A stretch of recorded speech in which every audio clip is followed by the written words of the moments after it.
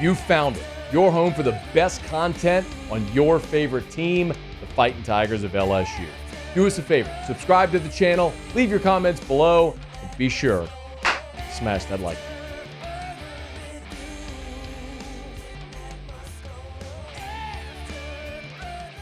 Tigers got a pretty massive commitment on Monday. Havon Finley, cornerback out of Los Angeles. Shea Dixon on 3, the Bengal Tiger, good enough to join us as he does every Tuesday here. Shady, how are you, man? I'm doing well. How are you, Matt? I'm doing really well. Okay, give us the bio. How big of a deal is it with Havon Finley picking the Tigers? Big. Look, I can say that a year ago, when Corey Raymond got hired, right away, DJ Pickett was viewed as that top target in the past cycle, and they end up beating out Miami, Oregon, everybody else, and signing him, and rave reviews all spring. And then there was buzz early this offseason, kind of right after the season ended, on Havon Finney, but he was a 2027 prospect. But he reclassified. He gets into the current 2026 class, and he had been the guy LSU and Raymond, I guess, had circled as the top out-of-state priority, and they got him in for visits. He had played with Team Flow, which is the Louisiana-based 7-on-7 team, and I think from Raymond's time recruiting him and just knowing the family, dealing with them, put LSU into a really great spot. And Southern Cal was the other big one here, and they've got 20-something commitments already, Matt. He is a California kid, and a lot of people thought he was going to Southern Cal, but hey, look, I'm not betting against Raymond right now, so I was the only person to put in an On3 RPM pick, and I threw it on LSU about a month ago, and I thought he was going to wait and take official visits and all that, and he goes to announce the top 3 yesterday, his final 3, and instead says, Mom, happy birthday, I'm committing, and I'm going to LSU. So a little bit of a surprise announcement, but one that behind the scenes LSU knew was coming.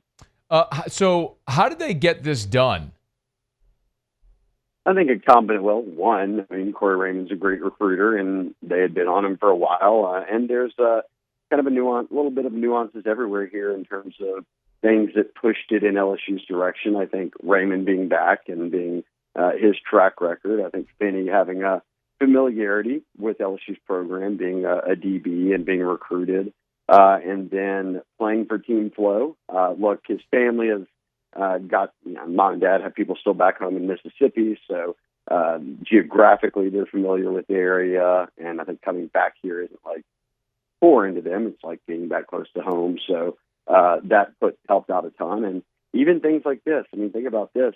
Corey Raymond early on, as the Finneys go through their process, Eli Ricks, a guy who he had recruited, played at LSU, obviously, came from California, heavily recruited 5-star, connects those parents, and they're able to bounce things off each other. So I think a lot sort of played out here where LSU is kind of front and center despite USC being red hot in recruiting. They're the number 2 team behind LSU with 20-something commits, but LSU's class has just been so good, and that's 10 with Finney. And again, prioritizing him and saying, hey, look, you are the number 1 out-of-state target. If you want in, let's lay it all out. What do we have to do to get you? And they did it.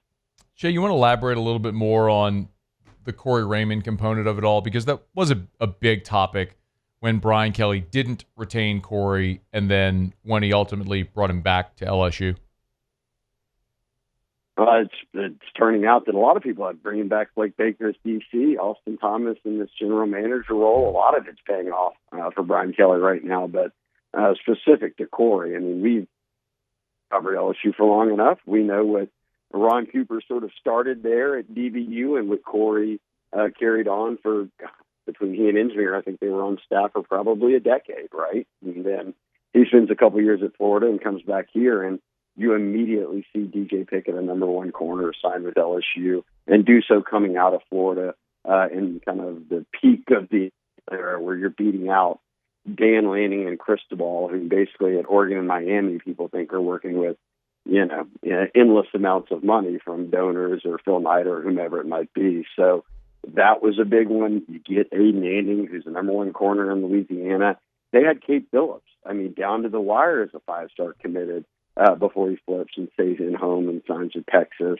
But also then going into the portal, I think getting Jakeem Jackson from Florida, who he had recruited there.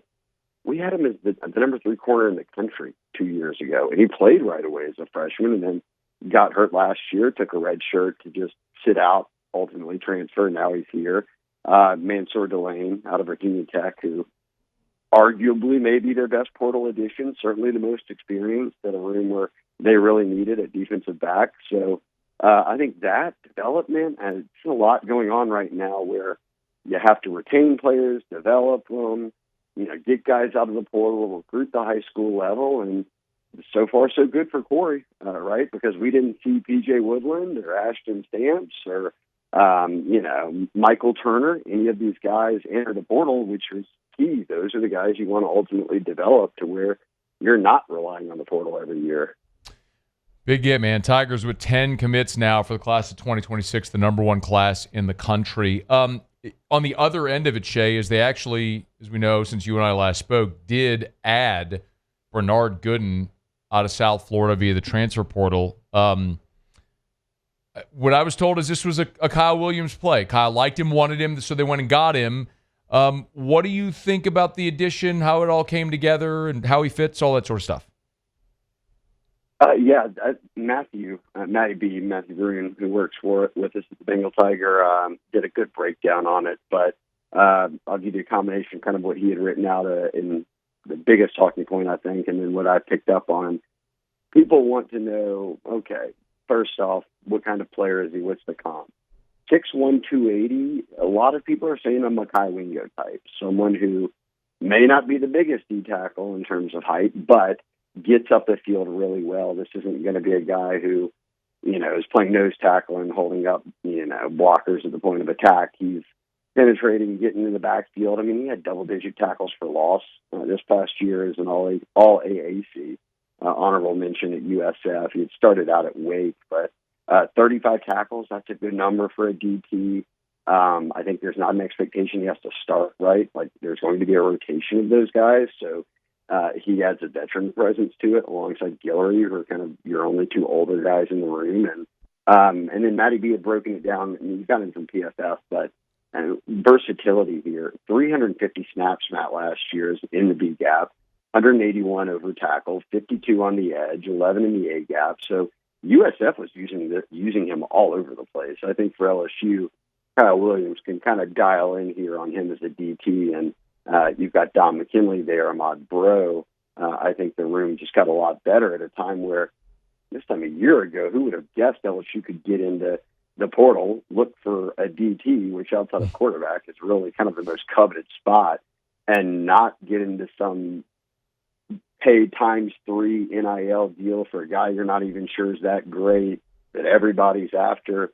I mean, he came in, took a visit, and then canceled Miami and Ole Miss visits and said, I'm done. And LSU's already announced that he's signed and is in. So just the transformation they've made in a year to be able to do something like that quickly for a priority transfer DT in the spring window, I think speaks to kind of what we saw in December. They're on a roll and they've got things organized, whether it's roster retention or NIL or high school recruiting.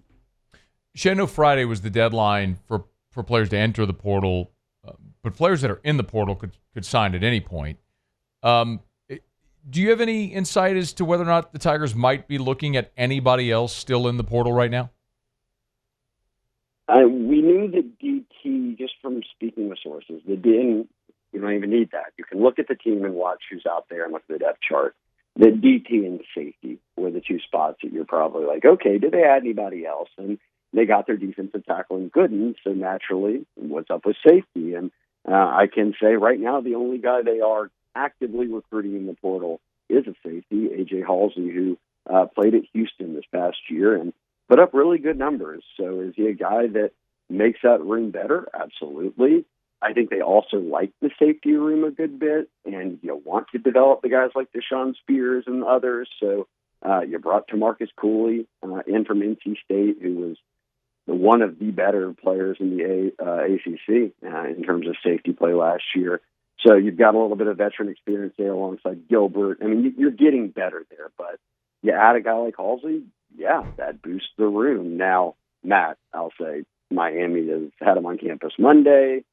Zach Etheridge was his coach at Houston as a DB coach last year. He's now the corner coach at Miami, so they've got a bit of a connection there. Ole Miss is still on him, but from talking to people in the past 24 hours, it seemed like this one was shifting away from LSU, and now LSU feels like, oh, wait, we've continued to talk with the Halsey camp, and we might have a shot here. So I think this one's going to come down to LSU or Miami. I'm not sure after Ole Miss picking up a safety transfer this past weekend if they're going to be the choice or if it won't be the Hurricanes or Tigers.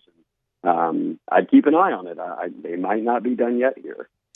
He is Shea Dixon on 3, the Bengal Tiger. Make sure you follow him on Twitter at Shea Dixon. Of course, you can read stuff over there at on 3, the Bengal Tiger. It's why we always lean on him. Shea, we appreciate it, man. Thanks as always. Yep. Hey, LSU still has the number one class, so nobody be melting out there. Still rolling. The melts will only come heretofore, Shea, if LSU loses to Clemson. Between now and then, we should have no melts. I think that's fair to say, yes? Not football related. Yeah, correct. Absolutely. Okay. Thank you, Shea. We appreciate you, man. See you, Matt. Hey, thanks so much for watching.